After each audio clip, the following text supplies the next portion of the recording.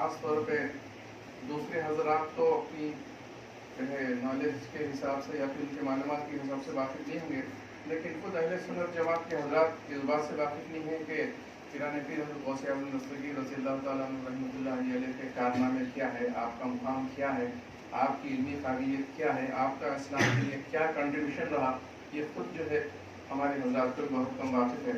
اور پھر سال میں ایک مرتبہ ہم جو ہے 11ویں شریف کر لے کے سمجھتے ہیں کہ ہم جو ہے حق ادا کر دیں، لیکن آپ کے مقام کو سمجھنے کے لیے بہت اہمیت جو ہے یہ ہے کہ آپ کا جو اتنا اونچا مقام ہے جو ہم سمجھ نہیں سکتے، اور ہمارے جو ہے دائرۂ نالج میں جو ہے آپ کے مقام کو سمجھنے کی صلاحیت بھی ہونی چاہیے.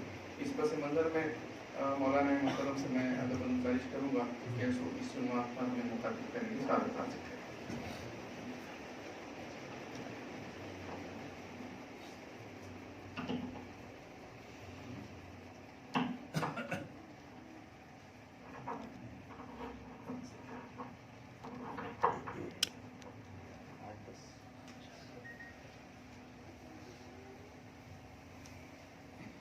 السلام علیکم ورحمۃ اللہ وبرکاتہ. وعلیکم السلام ورحمۃ اللہ وبرکاتہ.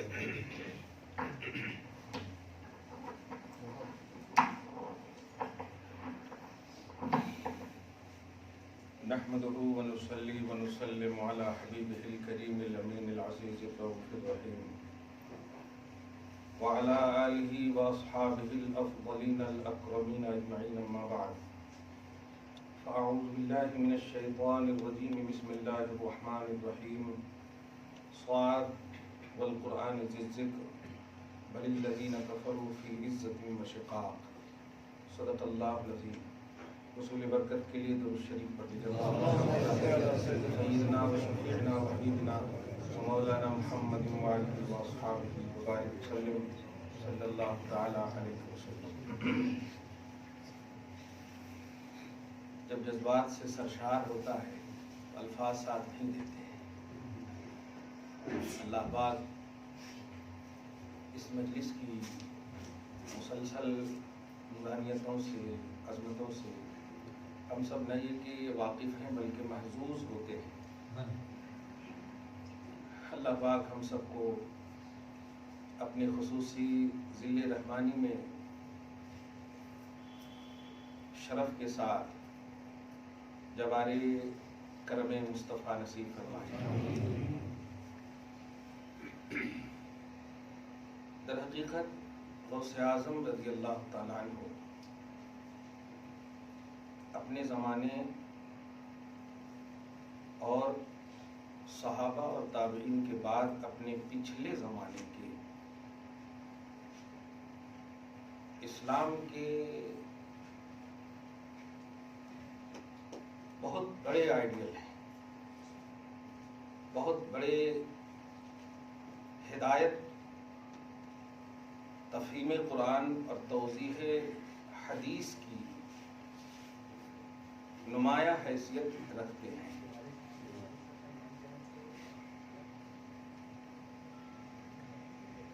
میں محدود مطالعہ کے اعتبار سے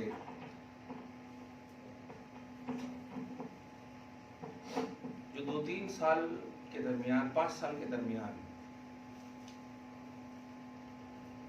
چونکہ کبھی کبھی حالات اور تقاضے بھی آپ کو کسی چیز پر مجبور کر دیتے ہیں.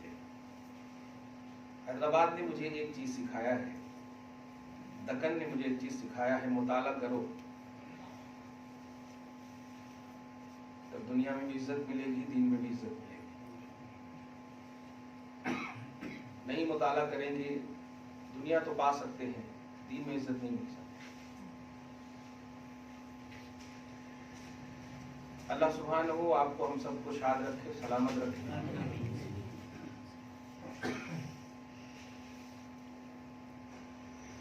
غوث اعظم رضی اللہ تعالیٰ عنہ کا اس طرح سے جشن یا آپ سے منسوب محفلیں یہاں دیکھی میں نے، دل نے کہا یہ عقیدت سلامت رہے، لیکن اس کا جو بیس ہے کیوں انسان کیوں انسان کھینچے جاتے ہیں کسی کی طرف؟ اس کی وجہ آپ نہیں ہیں، اس کی وجہ خدا کا فضل ہے. کیونکہ ظاہر ہے آپ کون سی صدی میں جی رہے ہیں، اور یہ بھی ظاہر ہے کہ غوث پاک کی آپ نہ ظاہری طور پر اولاد ہے اور نہ آپ ان کی اس پہ ظاہری طور پر کریں، لیکن پھر بھی اتنے ادب و احترام کے ساتھ نام لیتے ہیں، ان سے منسوب محفلوں کو پوری پازیٹیوٹی کے ساتھ مناتے ہیں. بات کیا ہے؟ یہ بات ہماری نہیں، یہ بات خدا کی ہے. اللہ پاک نے وعدہ لیا ہے اپنے محبوب بندوں سے، تم میری محبوبیت کے بعد سرفراز ہونے کے عالم ناسوت میں، یہ جو دنیا جسے یا عالم ناسوت کہا جاتا ہے، یہاں آپ سانس لیتے بھول بھلیا والی دنیا. ناسوت نسیان سے بھی، ناس لوگوں کو اس لیے کہتے ہیں کہ وہ بھولنے والا ہے. عالم ناسوت میں بھی رہ کر تم نے مجھے راضی کر دیا، تو اب تیری ذمہ داری ختم ہو گئی، اب میری ذمہ داری شروع ہوئی. یہ اللہ پاک فرماتا ہے. آؤ پرسکون ہو کر آؤ، راضی ہو کر آؤ، مطمئن ہو کر کے آؤ. اب میں تمہیں وہ شہرت عطا کروں گا اور خلق کے دلوں میں بات ڈالوں گا کہ اب نذرانے محبت ان کی بارگاہ میں پیش کرو. اللہ پاک کا وعدہ ہے. سورہ مریم کی لاسٹ ہے، فرسٹ آیت کریمہ آپ دیکھیں، اللہ پاک کلیئر فرماتا ہے ان الذین آمنوا وعملوا الصالحات سیجعل لهم الرحمن ودا. بے شک جو لوگ ایمان کامل اور عمل صالح کی دائمیت کے ساتھ زندگی گزار کر چلے بھی جائیں، اللہ اپنی رسپانسبلٹی فرماتا ہے ارشاد کے طور پر، ان قریب ہم بندوں کے دلوں میں محبت اس کی ڈال دیں گے. اب یہ وعدہ اللہ پاک نہیں کہ ہم میری محبت ڈال دیں گے، اس کی محبت ڈال دیں گے، ایمان کامل اور عمل صالح. اور یہ حقیقت ہے کہ بڑے سے بڑے تنقید نگاروں نے بھی غوث اعظم کے ایمان کامل اور عمل صالح کی تائید کی ہے. بڑے سے بڑے، ان میں سے سر فہرست ابن کثیر جیسا نقاد، ان کی کتاب البدایہ والنہایہ میں دیکھیں گے تو کہتے ہیں کہ وہ تو ورع کی منزل پر فائز تھے. ورع کہتے ہیں تقوی سے بھی جو اعلیٰ منزل ہو، تقوی سے بھی جو اعلیٰ منزل ہو اس پر فائز تھے. کون؟ عبد القادر جیلانی. اب جب ایمان کامل اور عمل صالح ہم تو الحمدللہ مانتے ہیں، ہو سکتا تھوڑی دیر کے لیے ہمیں عقیدت کا نام دے کر کے چھوڑ سکتے ہو، لیکن غیر تو عقیدت کی بنیاد پر نہیں، حقیقت کی بنیاد پر تائید کرتے ہیں. تو غوث اعظم اس آیت کے مصداق ہیں، اور ہم جو ہم جو کھینچے جا رہے ہیں ان کی بارگاہ میں، یہ وعدہ الہی کا اللہ پاک نے ہمیں اس میں سلیکشن فرمایا ہے، انتخاب فرمایا ہے. اب اس تمہید کے بعد یہ جذبات صادقہ سے ایک دم لبریز تھے، اس لیے کچھ نہیں بول پائے. میں اب بول رہا ہوں کہ کیا بولنا چاہ رہے ہیں. غوث اعظم کا علمی مقام کیا ہے؟ اور یہ دیکھیے گا، یہ کوئی مقالہ نگاری نہیں ہو رہی کہ آپ مجھے ڈاکٹریت کا اعزاز دے دیں، ویسا نہیں. میں ایک دم ریئل پیش کر رہا ہوں. ابھی آپ کے سامنے قرآن پاک آپ دیکھیں گے تو حروف مقطعات آپ سمجھتے ہیں؟ نہیں. حروف مقطعات جس کا ترجمہ نیچے میں نہیں ہو، ٹرانسلیشن سمجھ رہے؟ الف لام میم، الف لام را، قاف حا میم عین، اس کا نیچے میں ترجمہ نہیں ہوتا.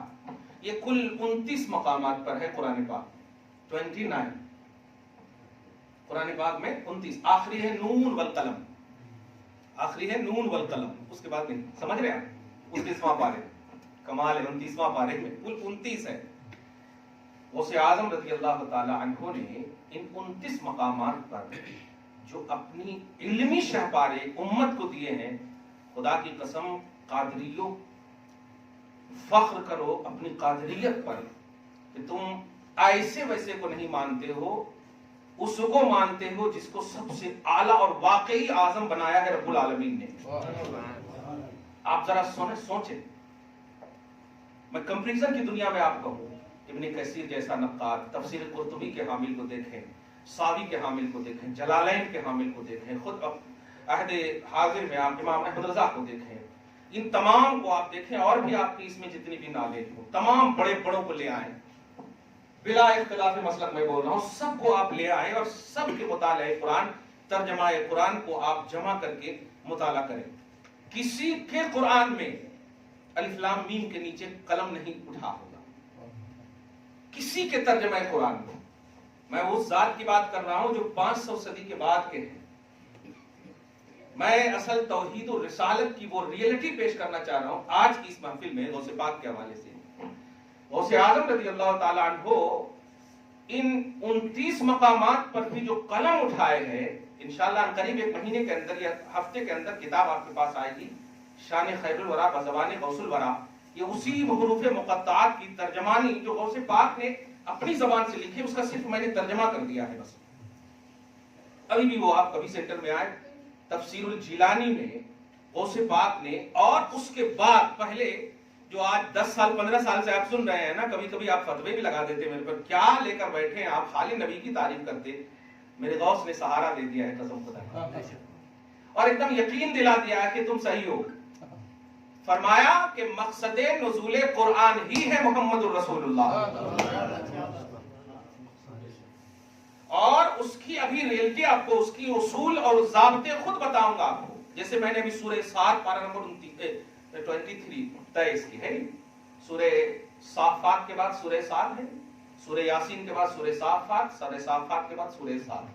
اس سورہ 7 کی میں نے جو حروف مقطعات میں سے 7 کا کچھ ترجمہ ہے بولیے، لیکن غوث اعظم رضی اللہ تعالیٰ عنہ نے 6 ترجمہ کیے ہیں، لفظ 7 کا 6 ترجمہ کیے غوث پاک نے، اور اتنا اعلیٰ ترجمہ کہ آگے جو لفظ ہے نا، آپ کا دل کہے گا کہ یہی ترجمہ ہی ہونا چاہیے۔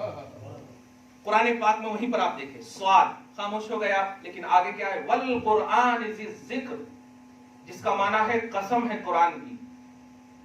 والقرآن کا معنی قسم ہے قرآن کی، واو معنی قسم، والقرآن قسم ہے قرآن کی جو ذکر والا ہے، ذی ذکر جو نصیحت والا ہے، جو یاد کیے جانے والا ہے ہمیشہ، تو قسم ہے قرآن کی۔ اب سوال ہوتا ہے کیوں قسم اٹھایا اللہ پاک نے؟ آٹومیٹک ہوتا ہے، اللہ کا کلام ہے، کیوں قسم اٹھایا اللہ پاک نے؟ تو اس سال میں غوث اعظم نے اس قسم اٹھانے اور نزول قرآن، جس کو آپ شان نزول بھی آپ کہیں اور انگلش میں بیک گراؤنڈ بھی آپ کہیں، آیتوں کا آگے پیچھے کیوں کیسے نازل ہوا، اس کا ذکر فرماتے ہیں۔ آپ ذرا سنیے، کہتے ہیں صاد ایھا الصفی الصافی۔ گم ہو گئے؟ ظاہر ہے سلطان الاولیاء کا جلدی سمجھ گئے تو پھر آپ ہاں، اس لیے نہ سمجھنا بھی تھوڑا ایک دم بالکل سمجھ میں آتا ہے کہ وہ بہت اعلیٰ ہے، سڈنلی سمجھ گئے تو پھر آپ کو سمجھ میں کہاں سے آئے گا کہ وہ اعلیٰ ہے، آپ پریشان ہو پہلے ان کے لیے۔ فرماتے ہیں کہ صاد کا ترجمہ یہ ہے، سنو مجھ سے، عارف باللہ کا ایک عنوان سمجھیے۔ عارف باللہ کا مطلب کیا ہوتا ہے؟ اللہ کو جاننے والے، نہیں، اللہ کو پہچاننے والے۔ عالم باللہ کا ہوتا ہے اللہ کو جاننے والے، علم اور نالج یہ ہے مرادف، لیکن معرفت یہ پہچاننے والے کو بولتے ہیں۔ عارف باللہ ہے نا، سلطان العارفین، معرفت ربانی، یہ ہے نا عنوان۔ قرآن پاک میں بھی معرفت کا لفظ آئے، الذین یعرفونہ کما یعرفون ابناءہم، عارف باللہ۔ اب ذرا غور کیجیے گا، کہتے ہیں صاد کا معنی یہ ہے ایھا الصفی الصافی۔ اس کو سمجھنے سے پہلے سورہ زخرف میں پارہ نمبر 25 میں ایک آیت کریمہ ہے۔ میرے حبیب، یہ جو قرآن اتار رہا ہوں نا، اس قرآن میں، اس قرآن کے اتارنے کا مقصد یہ ہے کہ میں چاہوں کہ آپ کا ذکر ہو اور جو آپ کو مانے اس کا ذکر ہو۔ قرآن کا لفظ پڑھ دے رہا ہوں میں، انہو لذکر لک ولقومک، انہو لذکر لک ولقومک۔ یہ جو ہے انہ میں نے بے شک، ہو میں نے یہ یعنی قرآن، یہ یاد کی چیز ہے، لکا آپ کے لیے، ولقومک جو آپ کی قوم ہو۔ یہ قوم کے لیے نہیں ہے، لفظ آپ جب اللہ فرماتا ہے نا تو وہ انتصاب اللہ کی بارگاہ سے پوزیٹو کہلاتا ہے۔ جیسے ورفعنا لکا، میرے حبیب آپ کی خاطر ہم نے آپ کے ذکر کو بلندی دی ہے، آپ کی خاطر ہم نے آپ کے ذکر کو بلندی دی ہے، سمجھ رہے نا؟ ذکر کو بلندی نہیں دی، آپ کی خاطر، آپ ہیں اس لیے ذکر کو بلند کیا ہے۔ تو میرے حبیب میں نے یہ قرآن جو ذکر بنایا ہے وہ آپ کی خاطر، اور وہ لوگ بھی دھیان دیجیے گا، وہ لوگ بھی جو آپ کے ہیں ان کا بھی ذکر ہوگا۔ تو قرآن کے ذکر ہونے یا قرآن کے نزول کا مقصد اللہ پاک نے ایک آیت میں پیش کر دیا، کلیئر ہے؟ اِنَّهُ لَذِكْرٌ لَكَ وَلِقَوْمِكَ، صحیح ہے نا؟ اب یہاں پر ایک بات میں کلیئر کر دے رہا ہوں پہلے آپ جیسے لوگوں کی، کہ وہ بھی ہے نا کہتے، یہ بھی ہے نا کہتے، یہ وہ بھی ہے نا اور یہ بھی ہے نا، نہیں ہونا، سب ہے، سب ہے، لیکن اس کو ذرا سمجھنا ہے۔ اگر نگیٹیوٹی میں سمجھیں گے تو پھر سمجھ میں نہیں آتا۔ جہاں پر آپ کو قُلْ إِنَّمَا أَنَا بَشَرٌ مِثْلُكُمْ کو سمجھنا ہے تو دھیان دیجیے گا، سب سے پہلے قرآن کو سمجھیے، پورے قرآن کو، الحمدو کے الف سے لے کے والناس کی سین تک، یہ کیوں اللہ نے اتارا، یہ پورا کیوں اتارا اللہ تعالیٰ نے؟ اللہ اپنے کلام کو آپ کو دینا تھا تو دے دیتا توریت، دے دیتا انجیل، دے دیتا زبور، یہ بھی تو اللہ کا کلام ہے۔ تو اگر کلام دینا مقصود ہوتا تو دے دیتا اللہ، یہ میرا ہی کلام ہے۔ قرآن کیوں دیا؟ ایک سوال ہوتا ہے نا۔ تو قرآن دینے کا مقصد یہی ہے، اے حبیب اس میں آپ کا ذکر ہوگا اور آپ کے کا ذکر ہوگا۔ کیا بات ہے، آپ سمجھے؟ تو مقصد نزول قرآن ہے ذکر محمدی صلی اللہ علیہ وسلم، مقصد نزول، اور اس سے اور جملہ جو محفل سجائے، مقصد نزول قرآن ہے ذکر غلامان محمدی صلی اللہ علیہ وسلم۔ کچھ سمجھے آپ؟ قرآن سے میں بول رہا ہوں، یعنی آپ کا ذکر ہو اور آپ کے ماننے والوں کا ذکر ہو۔ اب آپ پھر آپ کہیں گے کہ پھر نماز میں کہاں ذکر ہے، بھئی حج کی آیتوں میں کہاں ذکر ہے، بولتے ہیں نا، تو پھر آپ بھئی نظریں آپ کو بدلنی ہوگی۔ بہت عمدہ کہا گیا ہے، نظریں بدل گئی تو نظارے بدل گئے۔ غش کھا گئے کلیم مگر ہنس پڑے حبیب، غش کھا گئے کلیم مگر ہنس پڑے حبیب، نظریں بدل گئی تو نظارے بدل گئے، سمجھیں؟ نظریں بدل گئی تو نظارے بدل گئے۔ تو آپ کو نظارے مقصد نزول قرآن دیکھنا ہے تو نظر بدلنی ہوگی، اور اس نظر کا نام ہے محبت مصطفیٰ، اس نظر کا نام ہے پوزیٹیوٹی نبی کے لیے، اس نظر کا نام ہے۔ اسی لیے صحابہ کرام نے نالج کو ترجیح نہیں دیا، مصطفیٰ کو ترجیح دیا ہے۔ آپ غور کیجئے، حضرت ابوبکر صدیق رضی اللہ تعالیٰ عنہ، آپ پوری کتاب، پوری ہسٹری کو آپ دیکھ لیں، پوری ہسٹری کو دیکھ لیا، اور روایتیں حدیث میں آپ دیکھیں تو 500 کیا 200-300 بھی روایتیں ان سے نہیں ملتی۔ روایت سمجھ رہے آپ؟ یعنی حدیث کی دنیا میں جیسے حضرت ابو ہریرہ کی روایت ہے، حضرت انس کی روایت ہے نہیں، یہ سب بھی صحابی ہے نا، ان کی روایات کثیر ہیں، پھر بھی افضل البشر بعد الانبیاء ابوبکر کیوں ہیں؟ یہ ہے انہ لذکر لک ولقومک، آپ کی قوم کے علماء یا آپ کی قوم کے پڑھے لکھے نہیں، جو آپ کے ہیں ان کا ذکر ہوگا۔ کیا بات؟ اس لفظ آپ پر غور کریں، جو آپ کے ہیں، ارے وہ کہیں کا بھی ہو، وہ خواجہ رتن ہندی ہو، مگر ذکر ہوگا قرآن میں۔ سبحان اللہ، دیکھ رہے ہیں آپ، ذکر ہوگا قرآن میں۔ وہ قرن کا اویس ہو، ذکر ہوگا قرآن میں۔ کیا بات! آپ کے اور آپ کے ماننے والے جو آپ کے متبعین ہیں، آپ کے جو غلام ہیں، یہ جب لفظ سمجھ گیا تو آپ کہیں پر بھی آتے رہے، قرآن میں ہے نہ کہتے، قرآن میں ہے نہ کہتے۔ سب سے آسان نوجوانوں کو ایک نسخہ دے رہا ہوں، قرآن میں نماز تو ہے، رکعت نہیں ہے، اس لیے اب آپ تو تم قرآن کو بولو رہو، کیونکہ نماز سب سے بڑی چیز ہے نا، کہتے ہیں نا آپ، ارے رفع یدین تو ہم بعد میں کریں گے نا، پہلے قرآن کی جو حیثیت ہے، فرض کہتے، واجب کہتے، سنتا کہتے، یہ تو آئی نہیں قرآن میں، سمجھ رہے نا؟ یہ ہے اقیم الصلاۃ، نماز قائم کرو، ابھی کہتے کرنا بتاؤ، قرآن میں ہے نہیں، تو آپ کیا کہیں گے؟ انکمپلیٹ قرآن ہے؟ نہیں، مقصد نزول قرآن نماز نہیں، مصطفیٰ ہے۔ یہ جملے پہ غور کیجیے، اور تعداد رکعت آئے تو مصطفیٰ کی بارگاہ میں، اور اسی لیے ان کو مقصد بنایا گیا ہے۔ قرآن کا مقصد مصطفیٰ کا ذکر ہے، قرآن کا مقصد رسول پاک صلی اللہ علیہ وسلم کے ماننے والوں کا ذکر ہے۔ دھیان دیجیے گا، اب میں ان لوگوں سے کہنا چاہتا ہوں جو حدیث کو اپنا مقصد بنا لیے ہیں، ذرا ذہن میں رکھیں، جب قرآن جو سب سے اعلیٰ کتاب ہے، قدیم کتاب ہے، اس کا مقصد ہے ذکر محمدی۔ قدیم کتاب، قدیم بولے تو نہ مٹنے والی کتاب، نہ مٹنے والی کتاب، ختم نہ ہونے والی کتاب، اس کتاب کو کلام کہتے ہیں۔ اس کے علاوہ مخلوق کی ہر بات مٹنے والی، کیونکہ مخلوق ہی کو حادث بولتے، مخلوق حادث ہے تو ان کی بات بھی حادث ہوگی، مٹنے والی ہوگی۔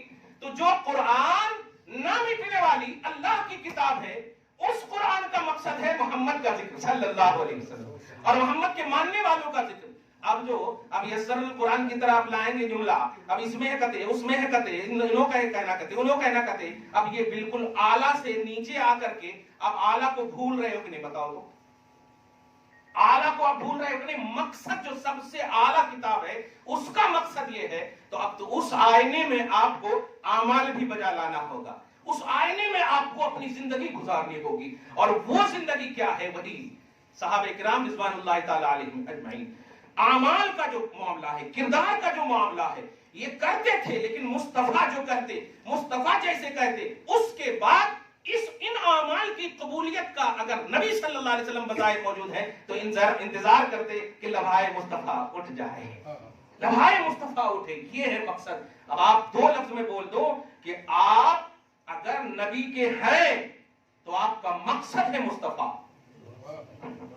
आप अगर नबी के हैं तो आपका मकसद है मुस्तफा, और अगर ये मकसद बना लिए तो खुदा का मकसद बन जाएंगे आप, खुदा का मकसद आप बन जाएंगे। अल्लाह पाक फरमाता मेरे हबीब ये कुरान आप और आपके मानने वाले, आपके चाहने वालों के लिए जिक्र सराबा रखा है, मुकम्मल जिक्र रखा है। ये बात ध्यान में रखिएगा, बाद में जाकर नहीं बोलेंगे क्या कहा के बोल दिए ना कहते, इसलिए मैंने कहा सूरह ज़ुखरुफ की आयत करीमा। अब जो मैं कहने जा रहा था मकसद नुज़ूल कुरान क्या था।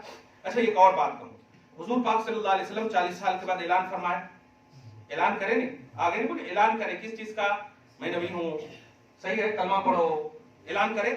40 साल तक कुछ नहीं करे, ऐलान नहीं करे। 40 साल तक लोग थे कि नहीं थे ना लोग? हजरत अबू बकर भी थे, उमर भी थे, सारे जाहिरी तौर पर आप देखें तो सब थे, लेकिन कोई भी लफ्ज़ सहाबी का उन्वान था, ये पॉइंट नोट की, सहाबी का उन्वान था नहीं, ईमान वालों का उन्वान था नहीं। हुजूर भी हैं, हुजूर भी हैं, 40 साल की उम्र पाक है तो आप समझ रहे हैं, हुजूर भी हैं, अबू बकर और उमर भी हैं, सब है, लेकिन किसी का उन्वान न ईमान का उन्वान है, न तौहीद का उन्वान है, न ही सहाबियत का उन्वान है। हुजूर एक लफ्ज कहते हैं, सुनो ला इलाहा इल्लल्लाह कहो कामयाब हो जाओगे। इतना सी लफ्ज का सहाबियत का भी उन्वान बन गया, इतना सी लफ्ज का अहले तौहीद का उन्वान बन गया, इतना सी लफ्ज का। ये किसने कहा? अल्लाह पाक ने तो कहा नहीं, अल्लाह पाक ने तो कहा नहीं कि अल्लाह पाक तो पहले ही से अल्लाह पाक है। नबी ने कहा कि एक अल्लाह को मानो, नबी ने कहा एक अल्लाह को मानो, फिर जाकर कामयाब होगे। लोगों ने मान लिया, उस वक्त ये भी नहीं कहा कि अल्लाह ने कहा, नबी कह रहे हैं कि सुनो कहो ला इलाहा इल्लल्लाह तुफ्लिहू, अल्लाह के सिवा कोई माबूद नहीं, कामयाब हो जाओगे। ये अल्लाह कह रहा नहीं, मैं कह रहा हूं। इस लफ्ज़ क़ूलू ला इलाहा इल्लल्लाह पर ये नहीं कहा अक़ूलु मिन जानिबिल्लाह, अभी नहीं कहे, तब तो दो ग्रुप हुए ना वहां पे। कहो अल्लाह के सिवा कोई माबूद नहीं, ये लफ्ज़ कहो कौन है? लफ्ज़ मुस्तफा है, नहीं नबी की ज़बान है, नबी की ज़बान है। और मानने वालों ने जब माना तो वहीं पर से अल्लाह तबारक व तआला ने अब यूं कहिए वही खफी में कह दिया या अय्युहल्लज़ीना आमनू। क्या बात है, कहा कि नहीं ए ईमान वालों। तो लफ्ज़ ए ईमान वालों का रब की जानिब से ऐलान कब होता है? कब्ल होता है या बाद में होता है? आप कहेंगे यकीनन बाद में होता है। हालांकि मोमिन आप पहले हो रहे हैं, अल्लाह को आप पहले मान रहे हैं, लेकिन ऐलान बाद में हो रहा है। मुस्तफा जाने रहमत की सदाकत का एतराफ पहले की है आपने, इसलिए ऐलान बाद में हो रहा है, नबी की वजह से हो रहा है। ध्यान दीजिए, नबी की वजह से हो रहा है। ये पूरा प्रोसेस आप समझे, पूरी चीजों को समझे, आप पूरी लाइफ गुजारते अमल में एक सेकंड के लिए भी अगर निगेटिव हो गए नबी के लिए तबाह हो जाएंगे आप। उम्र कट गई सहाबे किराम रिज़वानुल्लाहि ताला अलैहिम अजमईन की, अभी ऐलान नहीं हुआ है, 30 साल 40 साल की उम्र हो गई। बल्कि हज़रत उर्वा इब्न मसूद सक़फ़ी को तो देखें तो 90 इयर्स हो गए थे, 90 साल के ऊपर हो गए थे, लेकिन या अय्युहल्लज़ीना आमनू का खिताब नहीं मिला था, सहाबी का उन्वान नहीं मिला था। अब 90 साल के बाद कितना दिन जिए होंगे, कितना दिन जिए होंगे? आप समझ रहे हैं इस बात को? 10 साल 20 साल जितना भी आपने 90 साल तो नहीं जिए होंगे, लेकिन 90 साल पर भारी। वो खुद उनसे पूछ लीजिए, उर्वा तुम ईमान क्यों लाए? तो कहा मैं हुदैबिया में देखा जाकर के। अबू सुफियान ने पूछा था, अरे क्या बात है? अरे तुम वहां भेजे हो اس سے پہلے کہاں کہاں بھیجے، قیصر بھیجے، کسرا بھیجے، روم بھیجے، بڑے بڑے بادشاہوں کے پاس مجھے جاسوس بنا کر بھیجے تھے نا. ہاں میں نے ان تمام بادشاہوں کا ملاحظہ کیا ہے، ان کے چاہنے والوں کو دیکھا ہے. ان کے چاہنے والے ان کی تعظیم اسی وقت تک کرتے ہیں جب تک وہ کرسی پر بیٹھا ہوا ہو. کرسی سے نیچے اتر جائے سمجھ ہی میں نہیں آتا بادشاہ کون ہے، آقا کون ہے، غلام کون ہے. لیکن میں اب کی بار جہاں گیا ہوں میں اس ذات کو دیکھ کر آ رہا ہوں کہ وہ کرسی پر نہیں چٹائی پر ہے، لیکن ان کے ماننے والے ان کے ہاتھ سے لگا ہوا پانی زمین پر گرنے نہیں دیتے، لگا ہوا پانی زمین پر گرنے نہیں دیتے ہیں. تو سوچ، جس ذات کے ماننے والے ٹچ ہوئے پانی کو گرنے نہ دیں، اس کے خون کو کیسے گرنے دیں گے، اس کے خون کو کیسے گرنے دیں گے. بدل ڈالو. اور یہ چیز ان کو بدلنے کے لیے کہا، ان کا ہی بدل دیا اللہ تعالیٰ نے. ایک اس پازیٹیوٹی نے 90 اور 92 سال کی عمروں کو اللہ نے نہیں دیکھا. تم نے میرے حبیب کے لیے اپنی پازیٹیوٹی دکھائی ہے. میں دوں گا پاسٹ کو، اب گزارو زندگی. انہو لذکر لک ولقومک. میرے حبیب یہ ذکر بنے گا، یہ ذکر بنے گا آپ کے لیے اور جو آپ کے ہو جائیں گے اس کے لیے. میں نہیں دیکھوں گا ان کے پاسٹ کو. یہ پوائنٹ آپ نوٹ کر لیا آپ نے، اور ذرا سوچ کر سر ہلائیے گا. ہاں ہمارے کو آپ ہی سے خطرہ ہے، ان لوگوں سے خطرہ نہیں. کلیئر بات ہے، سمجھ رہے ہیں؟ ہاں نوجوانوں دھیان میں رکھو. لوگ آپ کو بڑا چٹھی نکالتے تھے. یہ دیکھو مصنف ابن شیبہ کا تھے. اب بتاؤ بیچارے کو ہجا بھی لگنے نہیں آتا. مصنف ابن شیبہ کون ہے؟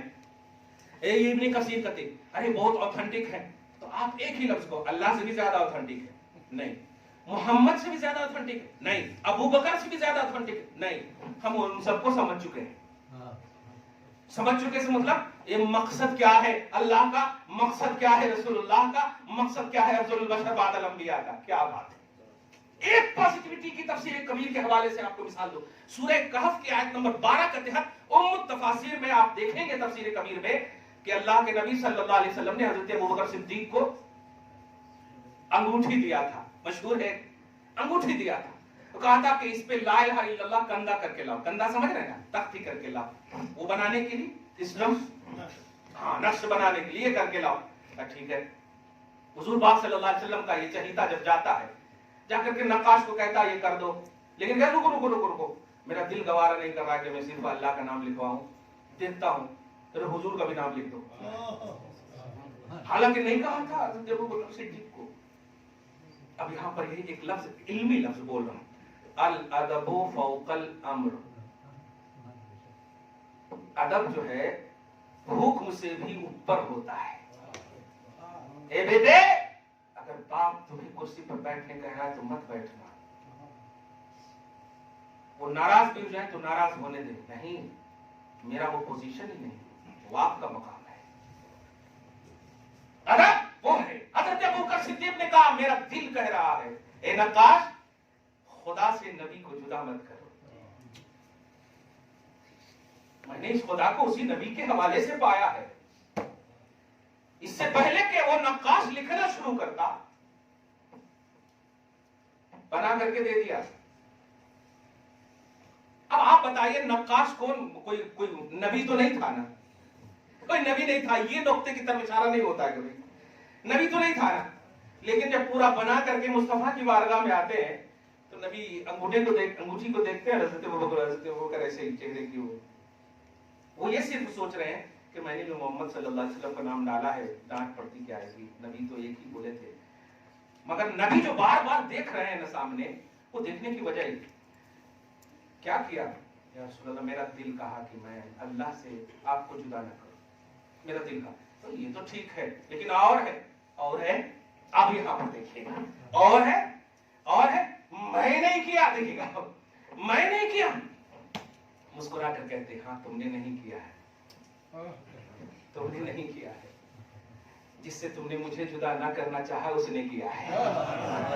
جبرائیل میری بارگاہ میں آئے تھے، میرے حبیب ابو بکر آپ سے مجھے جدا کرنا نہیں چاہتا. یہ عشق، یہ محبت ہے، یہ ادب ہے. سنیے، جبرائیل کے ذریعے سے میں اس نقاش کے دل میں یہ بات ڈال رہا ہوں، اس نقاش کے دل میں بات ڈال رہا ہوں. خبردار، جس ذات نے میرے محبوب کو مجھ سے جدا نہیں کیا، میں اسے کیسے कैसे जुदा कर सकता हूं? इन्नहु लज़िक्रुन लका व लिक़ौमिका, उन्वान समझो आप।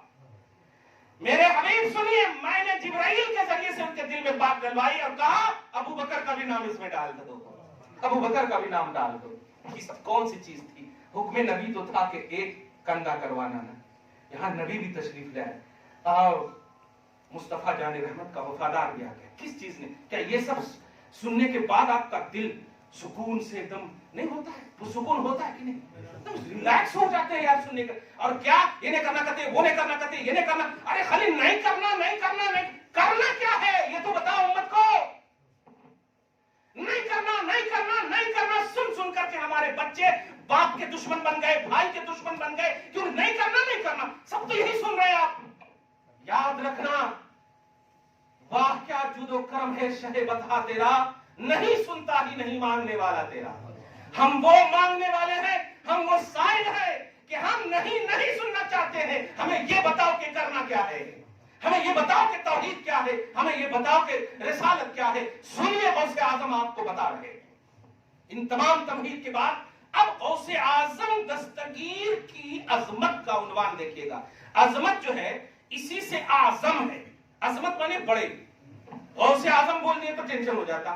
इनको अल्फाज से इतनी तकलीफ है, खैर हम उस तरफ जाना नहीं चाहते। आप जरा बस हमारी तरफ ध्यान दीजिए। और वही तफसीर जिलानी के हवाले से, ये इंडिया का नुस्खा नहीं, बैरूत लबनान का नुस्खा है। अल्फाज सुनिए, गौसे पाक रज़ी अल्लाह ताला अन्हु को अल्लाह आजम ने रसूल आजम के सदक़े में गौसे आजम बनाया है। इस बात को याद रखिएगा। ये हमारे और आपके सिलेक्टेड नहीं है, वो अल्लाह के इंतखाब है, अल्लाह के इंतखाब है। तवज्जो सुने, अल्लाह सुब्हानहू कुरान में कहता है स्वाद वल कुरान ज़िक्र, कसम है कुरान की। तब अब एक आम कसम है कुरान की, सवाल होता है कसम है कुरान की, कोई मकसद ही नजर नहीं आ रहा जाहिरी तौर पर। तो गौसे पाक ने उसी मकसद को जाहिर किया। सुनो, कसम है कुरान से पहले एक तमहीद है, वो तमहीद है मेरे हबीब,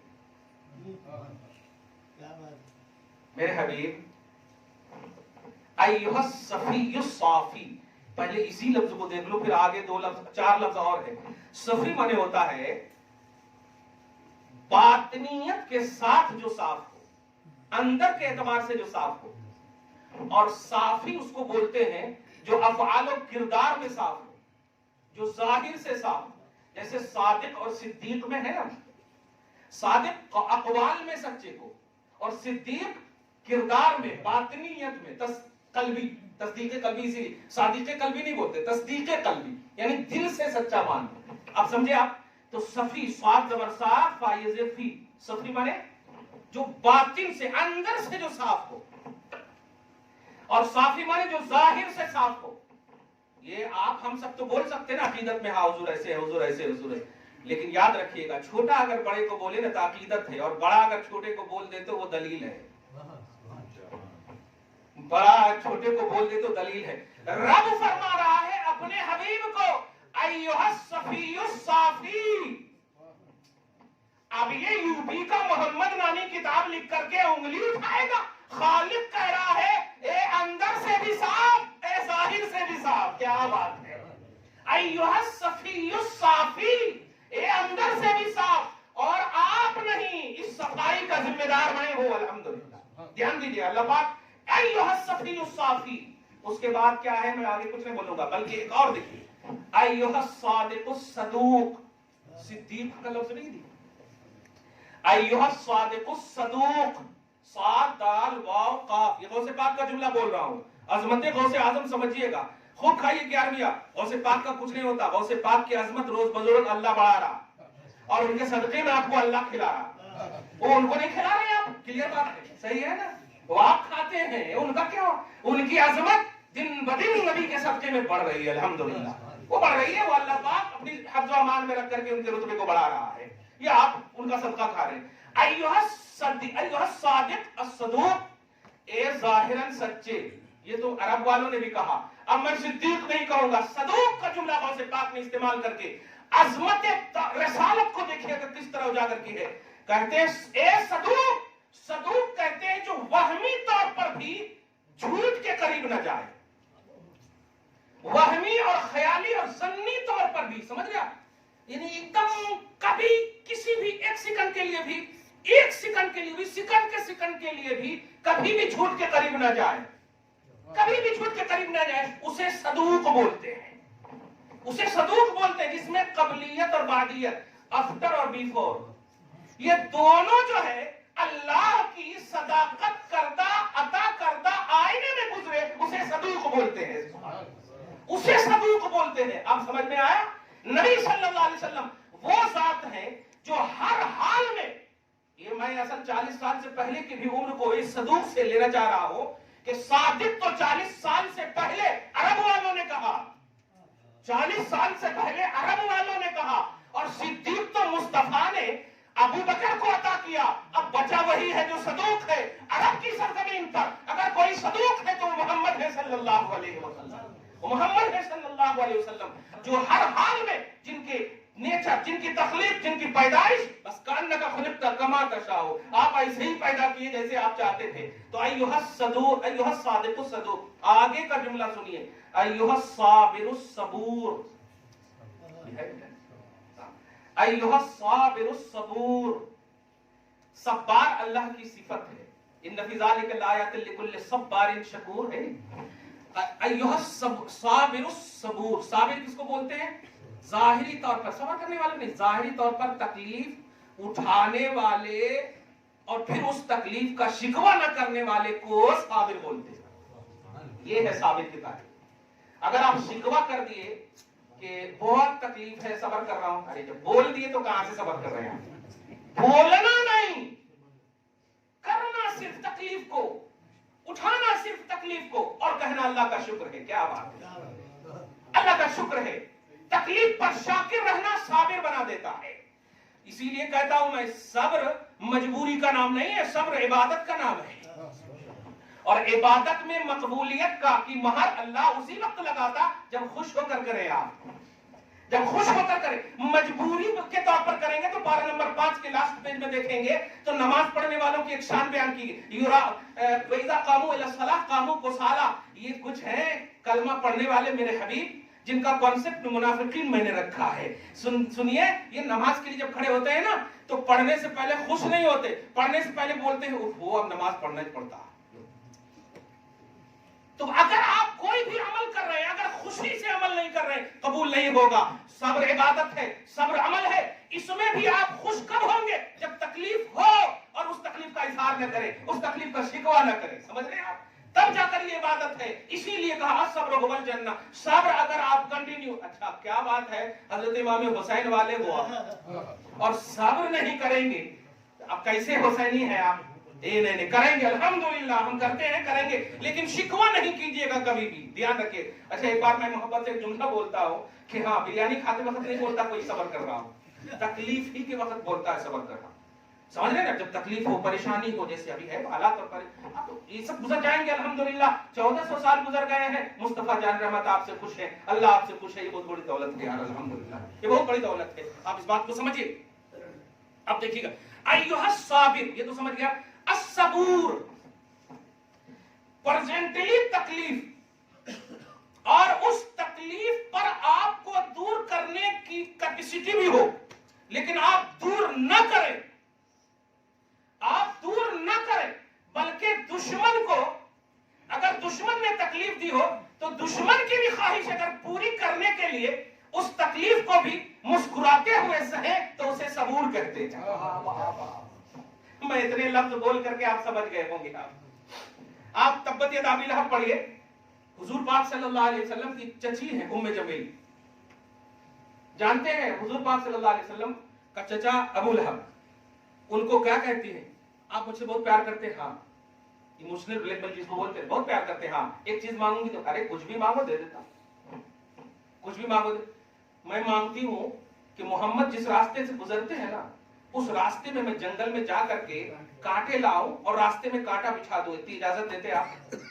ارے یہ تو اجازت میں نہیں بھی مانگتی تو خوش ہو جاتا، اس طرح کی بات آپ غور کیجئے گا اس بات میں، اس کا علم نہیں نبی کو نہیں ہوا؟ خدا کی قسم اگر کوئی کام نہ بھی ہوتا تھا آقا صلی اللہ علیہ وسلم کو اس راستے میں جانے کے لیے، تب بھی اس دشمن کی خواہش کو پوری کرنے کے لیے جاتے تھے۔ دشمن کی خواہش کو پوری کرنے کے لیے بھی اگر کوئی تکلیف کو سہتا ہو، حالانکہ ہٹانے کی طاقت ہے، ہاتھ دیا اور صحابہ ہے اشارہ کر دیتے کہ ہٹا دو، لیکن نہیں، ارے دشمن جس مقصد سے اس مقصد کو پورا نہیں، وہ مقصد پورا نہیں ہوگا، نہیں۔ میرے حبیب رب کی بولی ہے، غوث پاک بول رہے ہیں ایھا الصبور۔ اب ذرا سنیے، ایھا الصفی الصافی، ایھا الصادق الصدوق، ایھا الصابر الصبور والقرآن۔ رب کہہ رہا ہے اے صفی و صافی، اے صادق و صدوق، اے صابر و صبور، قسم ہے قرآن کی، قسم ہے قرآن کی۔ تو یہ قسم جو اللہ اٹھا رہا ہے قرآن کی بنیاد پر نہیں، مصطفیٰ کی بنیاد پر اٹھا رہا ہے۔ یہ مقصد نزول قرآن آپ کیا سمجھے؟ یہ ملتا ہے آپ کو غوث پاک کی علمیت میں۔ تو غوث پاک کی سب سے بڑی اعظمیت کی دلیل، اعظم جس کو کہتے اعظمیت کی دلیل، یہ 11ویں تو آپ کے بنائے ہوئے ہیں۔ ایصال ثواب کا کانسیپٹ یہ آپ کے عنوان ہے، توحیدی اور رسالت ہی ہے، لیکن غوث پاک کا عنوان جو انہیں اعظم بناتا ہے، انہیں جو غوث بناتا ہے، جو انہیں قطب الاقطاب بناتا ہے، جو انہیں فرد الافراد بناتا ہے، یہ جو بناتا ہے وہ ہے توحید و رسالت کی جو ریئلٹی امت کے سامنے پیش کی ہے، وہ چیز انہیں بناتا ہے۔ توحید کے بعد میں آپ دیکھیں گے تو 113 سوروں پر مشتمل جو قرآن پاک میں بسم اللہ الرحمن الرحیم، 114 سورہ ہے نا، سورہ توبہ میں بسم اللہ نہیں، سورہ توبہ میں بسم اللہ نہیں، تو 113 بسم اللہ ہے۔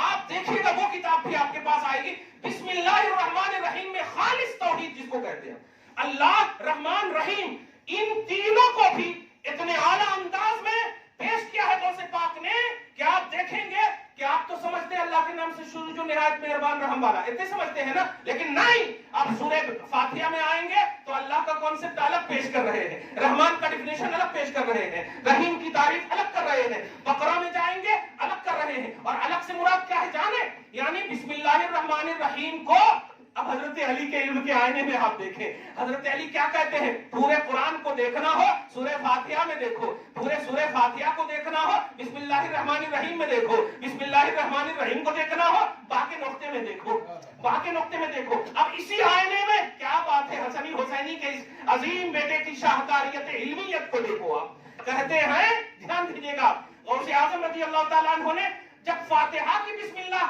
میں اللہ کا ترجمہ کر رہے ہیں، کہتے ہیں اس اللہ کے نام سے شروع، دھیان دیجیے گا، اس اللہ کے نام سے شروع جو سارے جہان کا ہے، اس اللہ کے نام سے شروع جو مالک یوم الدین ہے۔ اب آپ دیکھیں یعنی پورے سورہ کی ترجمانی بسم اللہ میں کرتے رہے۔ اسی طرح سورہ بقرہ میں آپ دیکھیں گے پورا فانصرنا علی القوم الکافرین تک، سمجھ رہے ہیں، سورہ بقرہ میں وہ پورا ان سوروں کا ترجمہ کرتے رہے ہیں۔ اب ذرا سنیے جو میں کہنے جا رہا ہوں کہ توحید کی خالصیت اور رسالت کی عظمت کو اگر ملا دیں ذکر کے عنوان میں تو بنتا ہے غوث اعظم، بنتا ہے غوث اعظم۔ توحید کی ریئلٹی اور رسالت کی عظمت کو جو انہوں نے رقم دراز کی ہے کتابوں میں، آپ ان کو صرف پڑھ لیں گے، خدا کی قسم ایسا اہل توحید نہ آیا ہے نہ صبح قیامت تک آ سکتا ہے، اس لیے کہ جو توحید کا کانسیپٹ انہوں نے پیش کیا ہے آپ خود اپنی آنکھوں سے دیکھیں، یہ قادری نہیں بول رہا ہے،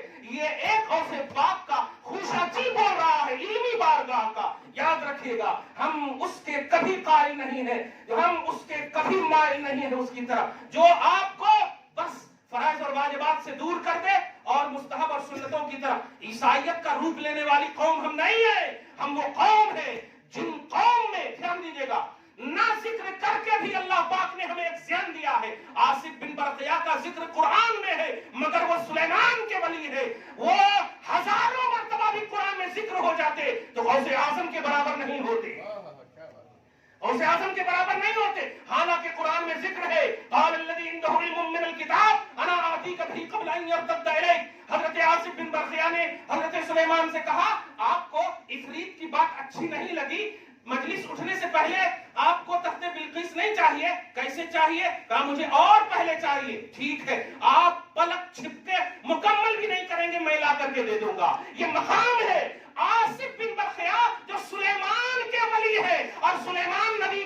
ہیں، سلیمان محمد کے غلام ہیں۔ اب ذرا سوچئے محمد کی قوم کے ولی کا عالم کیا ہوگا؟ اس ریئلٹی میں آپ سمجھئے غوث پاک کو۔ قرآن پاک نے جو تدبر، قرآن پاک نے جو تحمل، قرآن پاک نے جو تعامل، قرآن پاک نے جو غور و فکر کا کانسیپٹ دیا ہے، اے مسلمانوں اس کو سمجھو۔ وہ دیگر انبیاء کرام، ان کے ولیوں اور ان کی تمام لوگوں کا ذکر کر کے ایک ذہن دیا ہے کہ تمہارا اسٹیٹس کیا ہے سمجھو، اور تمہارے اندر کے ولیوں کا اسٹیٹس کیا ہے یہ بھی سمجھیے۔ تو ایھا الصادق الصفی، ایھا الصادق الصدوق، ایھا الصابر الصبور۔ خلاصہ یہ کہ توحید اور رسالت کی جو عظمت ہے، توحید اور رسالت کے درمیان جو فرق ہے، توحید اور رسالت کے درمیان جو خط امتیاز ہے، غوث اعظم رضی اللہ تعالی عنہ کی بارگاہ میں مکمل طور پر معرفت کے باب میں آپ کو ملے گی، اور یہی چیز انہیں سارے ولیوں میں بلکہ وہ جملہ جو قدمی علی رقبت کل ولی اللہ، یہ جملہ یعنی پاسٹ پرزینٹ فیوچر سب پر ان کو صحابہ اور تابعین کے بعد وہ عظمت عطا کی ہے۔ وہ عظمت اس لیے نہیں عطا کی ہے کہ وہ کسی گھرانے سے تعلق رکھتے ہیں، نہیں، گھرانہ تو ہے ہی عظمت والا، لیکن سب سے بڑی چیز یہ ہے کہ غوث اعظم نے توحید اور رسالت میں جو احیاء دین کا کانسیپٹ پیش کیا ہے، جو اللہ کے دین کو زندگی دینے کا، اللہ کے دین کو جو زندہ رکھنے کا کانسیپٹ پیش کیا ہے، آپ ایسے ہی محی الدین نہیں کہتے ان کو، واقعی میں انہوں نے وہ صرف ایک انسان کو زندہ کر کے دین کو زندہ نہیں کیا۔ انسان کو زندہ کیا تو محی الانسان ہونا چاہیے نا لقب، دین کو زندہ کیا۔ دین ہے توحید و رسالت کا مرکب، دین ہے توحید و رسالت کا مرکب۔ اس لیے لازم ہے کہ توحید و رسالت کے آئینے میں محی الدین کا کانسیپٹ سمجھایا جائے۔ دعا کرتے ہیں اللہ آپ کو شاد رکھے، آباد رکھے، غوث اعظم کی غوثیت، ان کے فیوز و برکات سے ہم سب کو ہمیشہ مالا مال فرمائے، اور توحید و رسالت کے باب میں ان کے نمایاں خدمات کی ہم سب کو فہم نصیب فرمائے۔ آج کی اس خصوصی محفل کو قبول فرمائے، آمین بجاہ سید المرسلین، وما علینا الا البلاغ المبین۔